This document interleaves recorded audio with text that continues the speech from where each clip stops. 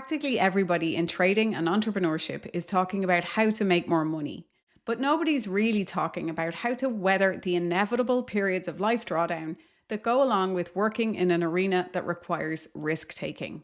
And I'm not just talking about a single trade or a single week of bad sales. I'm talking about those phases where your finances are stretched, the pressure is on, and you're staying awake at night worrying about your money and wondering how it's all going to work out. So today in this video, we're going there.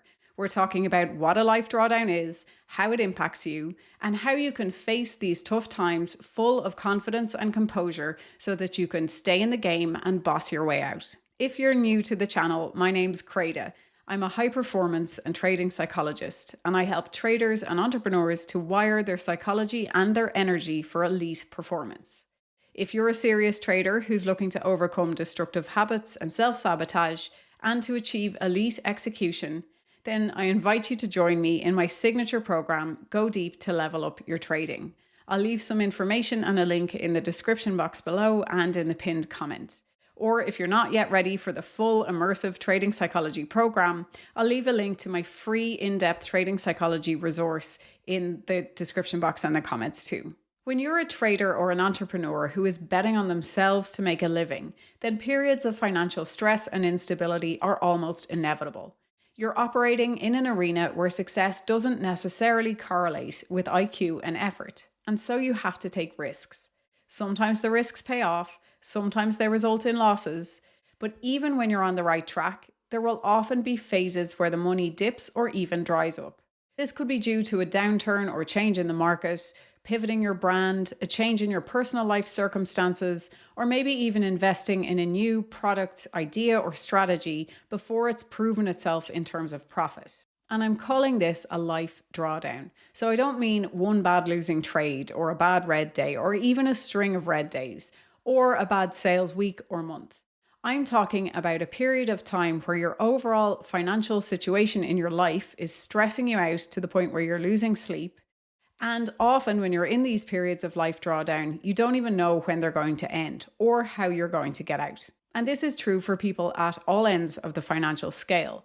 You could be someone who's worried about how they're going to pay their rent next month, or you might be somebody who's losing sleep because your substantial investments have taken a hit due to market fluctuations. I have worked with both types of clients, and the stress is very real for both. Because with financial stress, as with any life stressor, it's really your perception of the threat that matters. That's what creates the anxiety, the endless problem-solving loop in your mind, the insomnia, and the relentless pressure. It's your perception of the state of your finances and the associated implications for you, the person, that matter. And if you're currently in a life drawdown, or if you've ever experienced one, then you're probably painfully aware of the impact of that on you, the person. You're constantly on a loop in your own mind, trying to problem solve your way out of the situation. You're waking up in the middle of the night, thinking of the consequences of what happens if I can't crack this and find my way out. You're feeling the relentless pressure and the weight of the responsibility on your shoulders, and like there's no plan B. And likely your mental, emotional, and physical health are all taking a hit. So much so that anything that doesn't immediately and directly contribute to solving the financial crisis goes on the back burner. Bye-bye exercise, socializing, and even bandwidth for being present with your loved ones.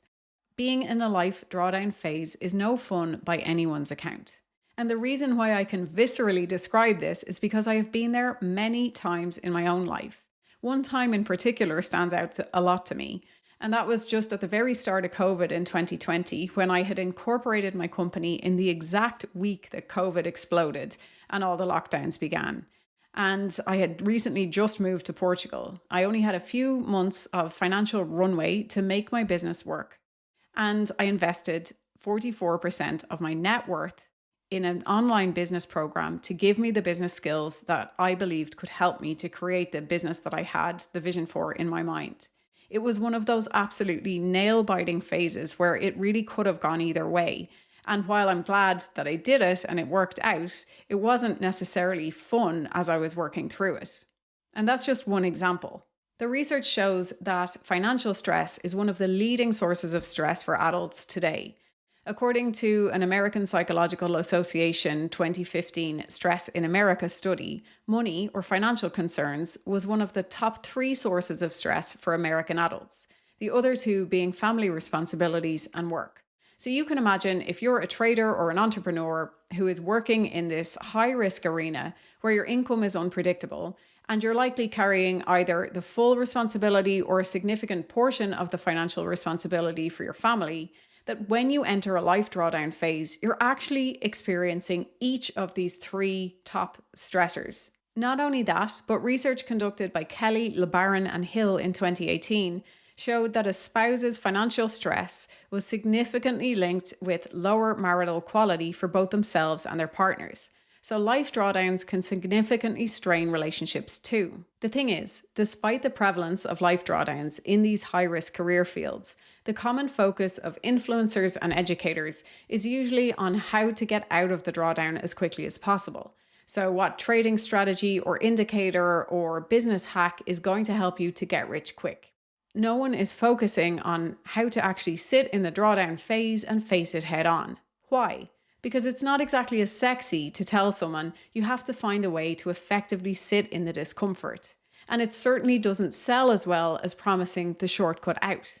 But the truth is, the skill of experiencing profound financial stress and being able to remain calm, composed, and clinically effective in your decision making is the hallmark of someone who is not only going to reach extraordinary levels of success, but who is going to be able to sustain that success in the long term.